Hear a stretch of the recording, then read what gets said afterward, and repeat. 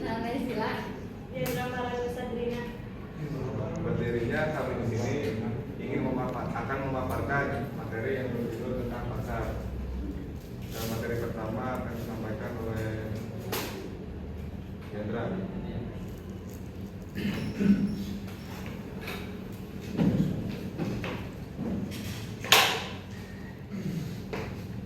Definisi pasar. Dalam ekonomi, pasar adalah tempat atau situasi di mana penjual dan pembeli bertemu untuk melakukan transaksi jual beli barang atau jasa. Nah, di sini pasar juga gak cuma pasar yang berfisik gitu, tapi pasar juga ada yang seperti pasar online. Nah, pasar online ini transaksinya juga tidak secara langsung tapi secara online. Jenis-jenis pasar. Yang pertama ada pasar konkret, adalah pasar yang memiliki lokasi fisik, penjual dan pembeli bisa bertemu untuk transaksi secara langsung. Ini seperti pasar yang supermarket, Jogja itu yang mana pasar itu bisa melihat barangnya secara langsung, bisa meraba barangnya secara langsung, bisa melihat harganya secara langsung. Terus yang kedua ada pasar abstrak, adalah pasar yang nggak punya lokasi fisik, transaksinya dilakukan secara online atau melalui media lain tanpa bertemu langsung. Ini seperti pasar Shopee, Lazada, Tokopedia dan lain-lainnya. Terus yang kedua ada jenis pasar menurut barang yang diperjual belikan. Yang pertama ada pasar barang konsumsi. Pasar barang konsumsi menjual barang yang langsung digunakan oleh konsumen untuk kebutuhan sehari-hari. Ini seperti pasar yang menjual kelontongan yang senti gitu lah. Yang kedua ada pasar barang produksi. Pasar barang produksi adalah tempat menjual barang yang digunakan oleh produsen untuk memproduksi barang lain, seperti toko baja, toko besi yang dibuat untuk membangun rumah, terus juga seperti toko bahan makanan yang akan dijual untuk produksi makanan. Yang ketiga ada jenis-jenis pasar menurut ruang lingkupnya. Yang pertama ada pasar setempat. Pasar setempat adalah pasar yang ada di daerah tertentu seperti di desa atau di kota. Ya, contohnya seperti pasar yang ada di Gasong, seperti pasar yang ada di Kadipaten gitu. Terus yang kedua ada pasar daerah. Pasar daerah adalah pasar yang cakupan wilayahnya lebih luas dibanding pasar setempat setingkat provinsi atau kabupaten. Jadi di sini pasarnya tuh yang lebih besar dibandingkan pasar setempat, yang mana di itu sudah termasuk pasar daerah. Yang ketiga ada pasar nasional. Pasar nasional adalah pasar yang mencakup wilayah satu negara. Jadi di sini pasar yang menjual barang-barang dari berbagai daerah gitu. Kan banyak produk-produk yang diproduksi dari luar-luar daerah, mungkin kita membutuhkan barang tersebut, maka diadakan pasar nasional. Terus yang keempat ada pasar internasional. Pasar internasional adalah pasar yang melakukan transaksi perdagangan antar negara di seluruh dunia. Jadi pasar di sini pasarnya yang menjual barang-barang yang sudah internasional, yang mana kita bisa membeli produk-produk yang ada di luar negeri gitu.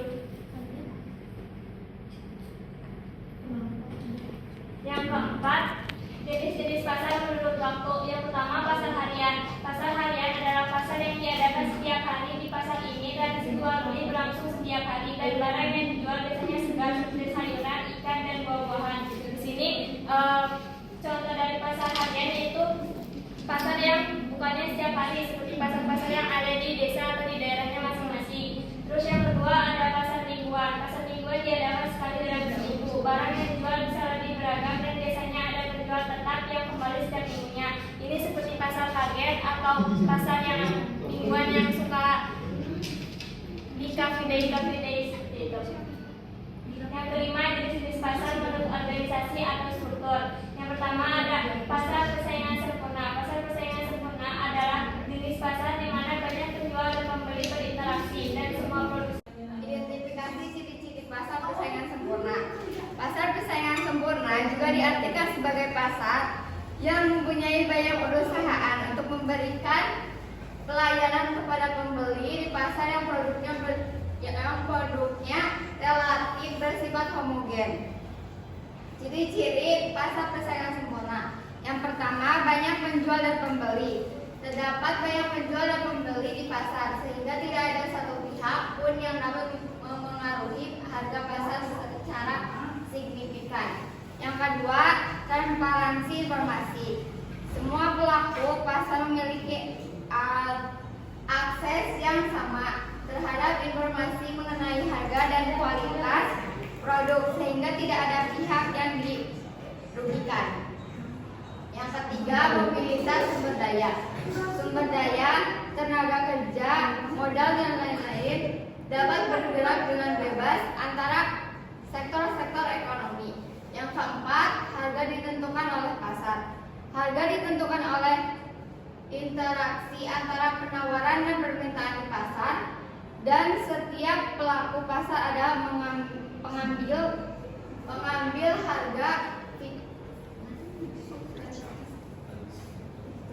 Yang kelima, tidak ada intervensi pemerintah. Dalam pasar persaingan sempurna tidak ada campur tangan pemerintah dalam penetapan harga atau produksi. Kebaikan pasar persaingan sempurna. Harga stabil. Harga yang ditetapkan di pasar cenderung stabil karena produk yang dijual sangat banyak. 2. Efisien produksi. Produsen akan berlomba-lomba untuk meningkatkan mutu barang yang dijualnya menggunakan biaya seminimal mungkin. Tidak ada monopoli. Tidak ada produsen tunggal yang dapat mempengaruhi atau mengendalikan harga pasar. Mendorong inovasi. Produsen harus mempertahankan keunggulan dan kualitas kompetitif mereka. Ada pemburukan pasar persaingan sempurna. Yang pertama, tidak mendorong inovasi. Mudahnya perusahaan-perusahaan masuk ke pasar didorong oleh kemudahan dalam menyeru produk yang dihasilkan oleh produsen terdahulu. Keadaan ini membuat produsen tidak melakukan inovasi dalam menghasilkan produk. Yang kedua, membatasi pilihan konsumen. Barang-barang yang dihasilkan oleh produsen pada pasar persaingan sempurna identik satu sama lain, sehingga memiliki pilihan yang terbatas dalam menentukan barang yang dikonsumsinya. Yang ketiga, distribusi pendapatan yang tidak merata. Suatu cara distribusi pendapatan tertentu menimbulkan suatu pola permintaan tertentu dalam masyarakat. Pola permintaan tersebut akan menentukan bentuk pengalokasian sumber daya. Yang keempat, perilaku perusahaan dalam jangka pendek. Produsen dalam pasar persaingan sempurna biasanya produsen kecil. Dalam memperhitungkan keuntungan yang diperoleh, perusahaan akan membandingkan antara penerimaan total yang diterimanya dengan biaya total yang dikeluarkan. Yang kelima, perilaku jangka panjang. Dalam jangka panjang akan banyak perusahaan yang masuk dan keluar pasar. Masuknya perusahaan-perusahaan akan menghasilkan barang yang sama, akan membuat jumlah barang yang ditawarkan di pasar menjadi lebih banyak. Ingin bertanya kepada kelompok tingkat, apa yang dimaksud dengan produk homogen? Menjawab pertanyaan dari Bapak, jadi yang dimaksud produk homogen tersebut adalah produk yang esensinya sama, jadi tidak bisa dibedakan, tidak ada pembedaannya. Contohnya seperti air mineral, tapi beda merek, cuma sama. Yang bertanya saya dari kelompok 2, jelaskan apa itu pasar yang sempurna. Jadi yang menjawab, yang dimaksud dengan pasar yang sempurna adalah pasar yang di situ strukturnya sudah jelas gitu. Terus juga dari barangnya itu homogen, terus juga tidak ada penjual yang keluar masuk pasarnya, intinya mah strukturnya yang sudah jelas. Mungkin cukup sekian, kurang lebihnya mohon maaf. Wassalamualaikum warahmatullahi wabarakatuh. Waalaikumsalam.